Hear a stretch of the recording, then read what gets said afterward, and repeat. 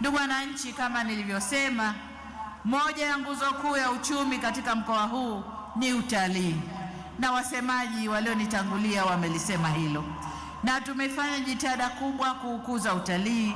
Matokeo yake ni dhahiri, yanaonekana, na katika miaka mitano ijayo, mkitupa ridhaa, tumepanga tuongeze idadi ya watalii. Sasa hivi mkoa wa Manyara, watalii waliotembelea hifadhi ya Tarangire na Ziwa Manyara imefikia 1,650,000 na namba nyingine juu, hatua iliyoongeza fursa ya ajira na mapato pia kwa Wanamanyara.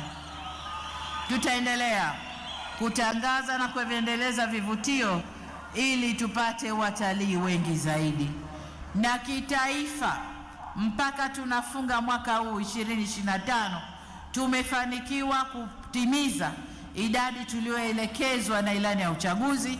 Ilani ilituelekeza tuwe na watalii 500,000 wa ndani ya nchi na nje ya nchi. Tumefikia 5,300,000.